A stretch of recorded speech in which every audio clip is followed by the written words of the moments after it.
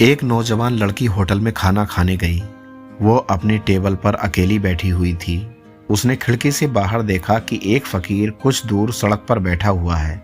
उसे देखकर यही लगता था कि वो बेघर है और इसी जगह पर रहता है। थोड़ी देर बाद उस फकीर ने अपनी जेब से भीग के कुछ सिक्के और नोट वगैरह निकाले और उनकी गिनती करने लगा। इसके बाद वो अपनी जगह से उठा और होटल के दरवाजे तक आया।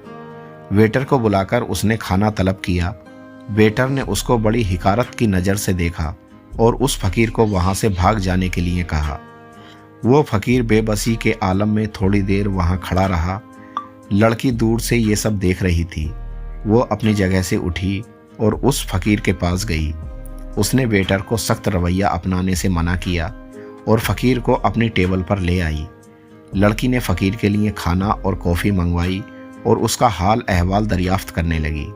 फ़कीर ने उसे बताया कि बचपन में उसका वालिद उसे बहुत मारता था, जिसके डर से वो घर से भाग निकला। कुछ साल बाद उसकी वालिदा का इंतकाल हो गया और वो दोबारा अपने घर कभी नहीं गया।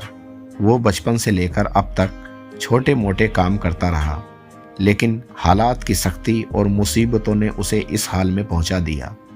लोग उसे हमेशा हिकारत की नज़र से देखते थे।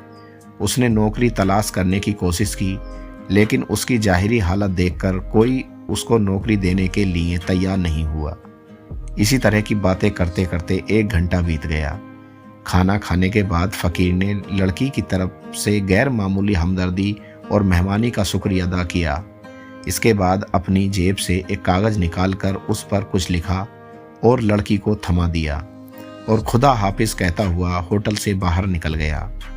फ़कीर के जाने के बाद लड़की ने कागज़ खोलकर देखा तो उस पर लिखा था कि लोगों के सख्त रवैये और हालात से दिल परेशान होकर आज मैं खुदकुशी करने जा रहा था, लेकिन आपकी हमदर्दी और मेहरबानी ने इंसानियत पर मेरा यकीन फिर से कायम कर दिया है। परवरदिगार आलम आपको इसका सिला ज़रूर देगा। आपका बहुत बहुत शुक्रिया।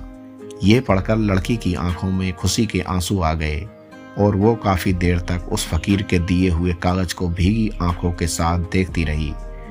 नतीजा ये है कि आपकी तरफ से की गई एक छोटी सी नेकी भी किसी को ज़िंदगी बचाने या बदलने का सबब बन सकती है। दोस्तों, अगर वीडियो पसंद आई हो तो वीडियो को लाइक, शेयर और इसी तरह की मज़ीद वीडियो देखने के लिए हमारे इस चैनल को ज़रूर सब्सक्राइब कीजिए। जज़ाकल्लाह।